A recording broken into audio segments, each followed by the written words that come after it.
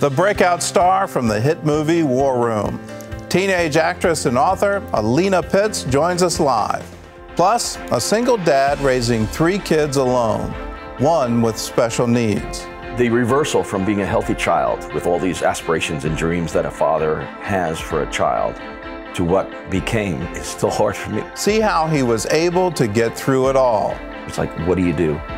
Do you turn to God or do you turn away from him in anger? On today's 700 Club Interactive.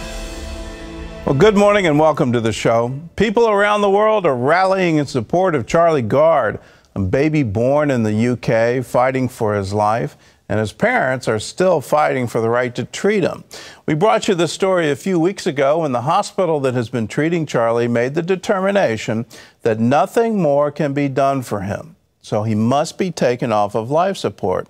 Well, so far, the hospital and both British and European courts have prevented Charlie's parents from seeking experimental treatment in the United States. And recently, a U.S. hospital offered to treat Charlie for free, following a tweet by President Trump saying the U.S. would be delighted to help the 11-month-old. And a Vatican hospital also reached out, offering to take the baby in and allow him to live with dignity. Well, supporters worldwide have gathered and prayed for Charlie's life, and things have taken a turn recently. This past Monday, Judge Nicholas Francis gave the Guards until today to present evidence that their son should receive the experimental treatment and set a new hearing for Thursday. And let's hope that that prevails, that they're able to say, let's take a chance here. Let's see if an experimental treatment can work. I kind of don't understand the hospital's position that they've exhausted what treatment options they have, but then trying to prevent the parents from taking their child for experimental treatments. They've raised the money. It's not a question of some insurance policy paying for it or some government program paying for it. They were able to raise the money. They've these things volunteered. Let's give it a try, at least. That's my view. Well, in other news, the Boston Public Library is coming under fire after hosting a if you can believe this, drag queen story time. And this was for young children. The library brought in the Boston Sisters of Perpetual Indulgence, a group of drag queens who dress as Catholic nuns, for a story time with young kids. The Boston Public Library's Facebook page put up a photo of the event. Here's the caption: "Let's end Pride Month with a drag queen story time," that is. Well, the Sisters of Perpetual Indulgence say they are a modern order of queer nuns based out of San Francisco. They believe that people should be encouraged to live their lives in any way that brings them the most amount of joy and satisfaction without guilt or shame. And they claim to be devoted to promoting human rights, respect, and for diversity and spiritual enlightenment. Well, there's obviously mocking Christianity in that picture. But here's I think the larger point. As a culture, why are we endorsing promiscuity? Because that is clearly the intent here. Perpetual indulgence that's actually an old the school. You go back to the Greeks, where if you have an urge for sex, they considered it just like an urge for hunger. Go satisfy that. And if you're perpetually indulging your urges, well, modern medicine tells us, well, that will absolutely lead you to get exposed to diseases. So why are we allowing children to be exposed to that? Why is a public library supported by public funds endorsing that kind of behavior? This whole thing is just making no sense to me. Why would you promote promiscuity? That just seems to be against the grain. Well, we have a story that's going viral on Facebook. It was a telltale sign the party was coming to an end. The police showed up. But when cops in Asheville, North Carolina responded to a noise complaint about a giant slip and slide that had been set up for a 4th of July block party, they did the unexpected. They took a ride themselves. Take a look.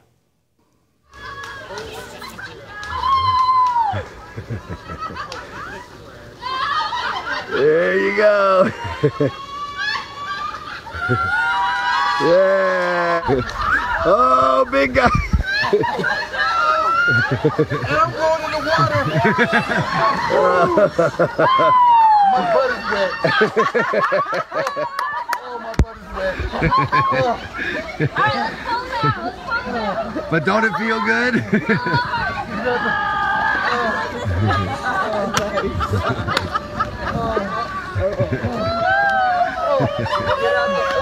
I'm like a turtle on my back. Yeah. I feel like I wet myself. Police officers Joe Jones and Carrie Lee decided it was best to just join in on the fun rather than shut the party down, and that's a wonderful thing. Way to go for the boys of blue. Well, we have another holiday weekend story for you. A 19-year-old U.S. Army soldier was reunited with his family thanks to a good Samaritan who paid for him to travel home. Keaton Tilson returned to Illinois for the first time since Christmas after Josh Rainey of St. Louis, Missouri shelled out $350 for his plane ticket. Keaton didn't receive approval to go home for Memorial Day weekend until Thursday, May 25th, and by that time, flights were so full that he was on standby to get on a flight home. Well, Josh noticed Keaton wasn't having much luck getting on any flights at the airport, so he bought him a ticket so the soldier could return home immediately, saying, "This is so much more about him. He has chosen to give up at least the next 4 years of his life. He got the week off. Instead of choosing to travel or see another country, he had to get home to his family."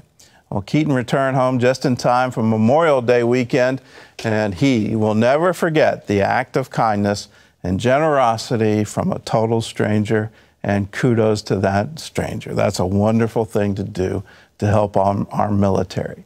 Well, coming up, the young actress whose breakout role was in The War Room. Alena Pitts shares how she got the part of Danielle Jordan and how the movie has changed her life. She joins us live right here, right after this.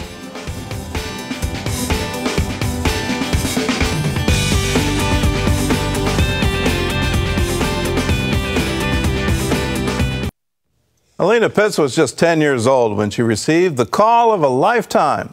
She landed the role of Danielle Jordan in the hit movie, The War Room. Take a look. Alena Pitts had planned to be a lawyer when she grew up. But in 2015, when her aunt Priscilla Shire asked her to audition for the movie The War Room, Alena had no idea she would get the part. Today, she's 13 and balancing life as a student, model, and contributor to the magazine For Girls Like You. Alena uses her life experiences to highlight solid points in a fun story about faith, love, and family in her book, Hello Stars. Well, Alena's joining me now. It's great to have you with us. Thank you. What's this about you wanting to be a lawyer? I love to debate and just kind of argue over like different things. Not in a bad way, but I like to argue sometimes, just over like my point of view. And so that was kind of a distant thought, but I don't want to stay in school for too long. So It's too much school for you yeah. now. All right, so you're sitting there, you want to be a lawyer, you like to argue, and suddenly you get cast in this movie. Yes. What was that like for you? It was definitely just like I had to learn to give God control. It was really hard, kind of just because I like had my whole life planned out, and then I was like, am I going to become an actress? Like, what? So it was definitely just something new that I had to like open my eyes to. It must have been really hard for you to go from zero to a starring role in a movie. Yes. How did you make it through? Kind of just God, and it wasn't like hard, but it was just hard kind of just like learning to like, I've always been an introvert, so it was hard learning to kind of just talk to people and like be bubbly and like kind of get into the character. So that was kind of the only difficult part. Most of it was fun though, because everyone was like super nice and like super fun to be around. Okay, when you said you had to rely on God, what does that mean? What did you do? Pray. I had to pray. And then kind of my parents just helped me a lot get through it and stuff like that. Okay. You talk about prayer being sort of a discovery for you. Yes. That you hadn't been used to that. Why? Why was it a discovery? I used to think it was only for, like, I guess older people, just because they had testimonies and things that like hurt them and things to talk about and pray about, and nothing had ever happened to me, so I didn't really have anything to pray about. And then I realized like God wants to have a relationship with us after the movie, just because like everything we did in the movie was all about prayer, and I kind of just learned the power of it. Okay, so you're studying for the movie, you're studying to be a part of the movie. Movie's about prayer, and you say, I wonder if prayer can help me, right? Yes. So how did God show up? You would pray, and then what would happen? So actually, with my new book, Hello Stars, which you haven't introduced yet, but I'm going to go ahead. You can. So me and my mom my mom randomly just said, we should write a book. And I was like, yeah, sure, but I don't think it'll actually happen. I'm 13. And so she was like, let's just pray about it. And so we prayed about it, and 3 weeks later, we got the opportunity to write the book. So it just really showed, like, that was just like one of the 1,000 ways that God has showed that he's like listening to our prayers. That is kind of a miracle. Yeah. Who approached you for the book? Zondervan. Okay, so they saw you in the movie, Yeah. and they said, would you want to do a book? Yes. And you had prayed 3 weeks before. Yes. God opened the door for a book. Yes. That's a miracle. Yes. What happened on set in the movie? Like just dealing with prayer? Or, Yeah. So one time this man, one of the camera people, I can't remember his name, I think it was Bob, but he was, just shooting, and all of a sudden he got a phone call from his grandpa's mother or something like that, saying, he had a heart attack. And so he just kind of broke down, and he told the directors, and there were so many things the directors could have done, but they just decided to pray about it. And so we all stopped and shut the cameras off and everything and just prayed. And then the next day his grandpa was fine. And so it really just showed wow, these guys are all about prayer. Okay. How did it work for you becoming an actress? It was a lot of fun, definitely different than I thought it was going to be, in a good way though. I enjoyed it a lot. I've been super busy now just doing interviews and things like that for it. Okay. Well, let's talk about your book, Hello Stars. And as I understand it, it's a book about someone who becomes a star. Yes. So it's sort of like you. Yes. What do you want people to take away from the book? Really just, I kind of want young girls to just take away, they could have their whole life planned out, and they could totally be in control of their entire life. But they really have to just learn to give God control in order for their wildest dreams to come true. Just because us trying to do it on our own is going to take us nowhere. Okay. It is sort of funny for me to hear you say, I had my whole life planned out. That's something that it doesn't work that way.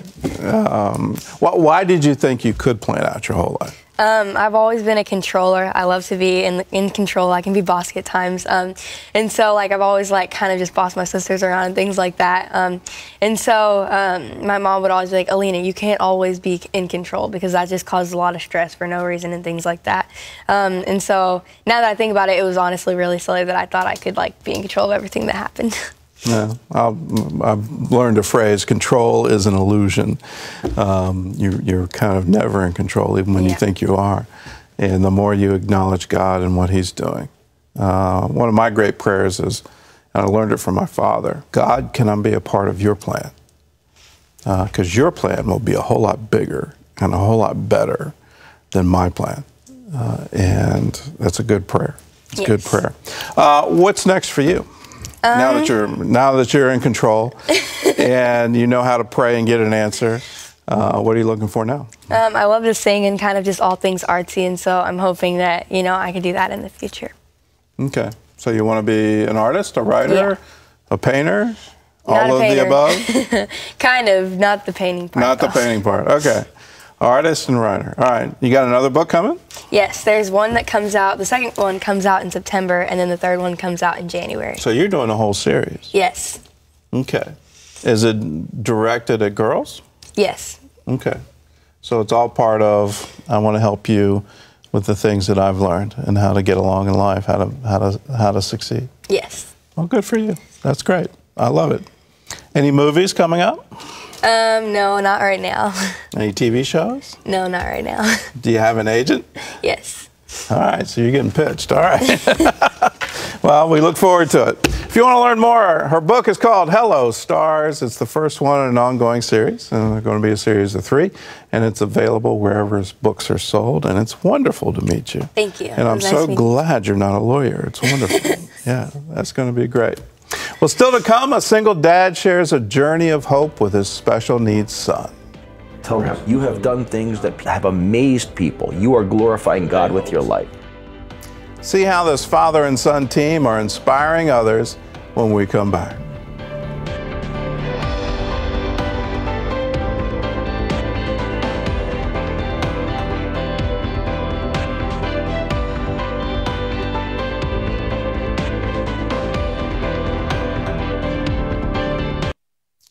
Barry Milazzo was living the American dream. He had a wife, a daughter, a newborn son, millions in the bank accounts. Well, then 8 months later, his son was diagnosed with global brain damage. Well, that was 30 years ago. And today, through hard work, perseverance, and amazing faith, Barry and Bryson have overcome tremendous odds. When you walk into Bryson Milazzo's room, it's pretty clear he has a passion for sports. At 30 years old, Bryson is physically and mentally disabled. His father, Barry, has been caring for him since his birth. When he was 8 months old, Bryson suffered global brain damage caused by an allergic reaction to vaccinations. Doctors said his ability to walk or speak would be severely impaired for the rest of his life. The reversal from being a healthy child with all these aspirations and dreams that a father has for a child to what became is still hard for me to talk about 30 years later. Bryson was the second of Barry and his wife's 3 children. Providing for them and Bryson's continual care put a stress on their marriage. When Bryson was 15, they divorced and Barry was left to care for all 3 of them. He says during this time, he had to deal with his anger towards God. It's like, what do? Do you turn to God or do you turn away from Him in anger? I've learned you can be honest with God. You can bring your anger to Him. You can bring your frustration to Him. And He wants us to come to Him, to His throne of grace. He gives us mercy and grace to help us in our time of need. Barry says through constant prayer, God gave him and Bryson the strength to persevere. After working thousands of hours in therapy together, Bryson spoke his first words when he was 3 years old. When he was 10, he started walking on his own. It was one of the greatest moments. We threw a party for him. We called it a walking party. And so he had made it. With so many emotional and physical ups and downs over the years, even small accomplishments are cause for celebration. We need to allow God to define the terms of victory. To this day, it's not perfect. To me, though, to walk and to speak and to have a purpose in this world, as broken as he still is, it's greater than winning the Super Bowl. Although he has the mind of an adolescent, Bryson knows enough that his life is different than others. When he gets down, his dad reminds him of God's love for him through stories he knows best. Said, you know, Tom Brady was behind. He scored 31 straight points. In the fourth quarter, he was behind by 19, taking victory out of the jaws of defeat. That's being more than a conqueror. And I tell him, you have done things that have amazed people. You are glorifying God with your life. And I see him accepting the truth and relaxing into it and being reminded, this is not hopeless. I'm in part of a heroic story. Barry is proud of his son and all he has achieved and lets him know every day he's a champion. My kid's got what he needs in terms of simple faith, but he still needed the added information that he's different but no less valuable, that he's important to God and that he's important to me. Barry shares their story in his book, All the King's Horses. He hopes it will help others with broken lives experience God's faithfulness, healing, and love. I can look anyone in the eye and say, I don't know what your problem is, but he knows and he loves you. He has a plan, he's purpose. If you follow him and if you trust him, he will bring his victory as he defines victory in and through your life. Look to Jesus Christ. He is the hope. He is our hope, and He is a certain hope. And He is our ever-present hope, and our ever-present hope in our time of need. How do you get to that? How do you get to the place of hope? And here's Barry, and he's doing well. He's certainly living the American dream. And then he has a horrible catastrophe. Who could imagine there would be an allergic reaction to vaccinations? What you're trying to do to help your child turns out to deliver global brain damage. And then on top of that, and this happens so often in marriages where there's trouble with the kids, his marriage ends in divorce. And here he is on his own as a single parent now with 3 children. Where do you go with that? You know, so often in life we want to blame God for things. You know, God, how could you let this happen? How could you let the allergic reaction happen? How could you let my marriage fall apart? And then the plea, you know, God, please heal my child. Please heal Bryson. And what parent wouldn't do that? What parent wouldn't cry out with that? Well, the Apostle Paul talks about tribulations. And as Christians, we all need to recognize we are going to have a cross to bear. It's part of the promise of being a Christian. In fact, Jesus says, take up your cross and follow me. You literally declare to the world, you're dead to the material things. You're dead to the things of this age. You're looking forward to the age to come. But in this age, you will have persecution. You will have tribulation. You will have trouble. Well, here's what Paul said about it. You find it in Romans chapter 5. We also glory in tribulations, knowing that tribulation produces perseverance, and perseverance, character, and character, hope.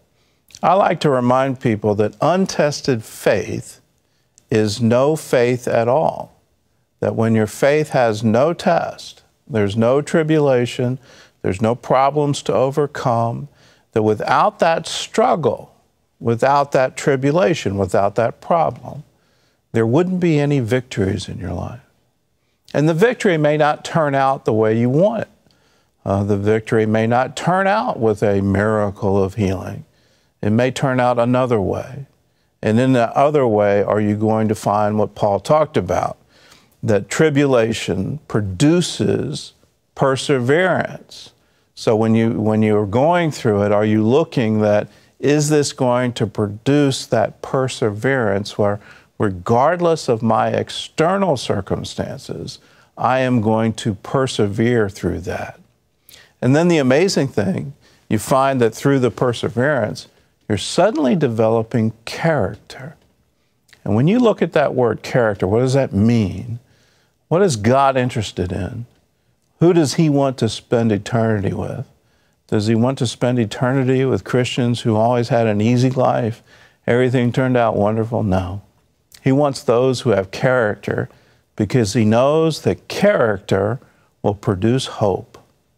When you think about eternity, when you think about life in eternity with God, make sure that you also are glorying in your tribulations in this present age, knowing that tribulation produces perseverance, and perseverance, character, and then character, hope. And may you have hope today, hope in the living God. God bless you. We'll see you again.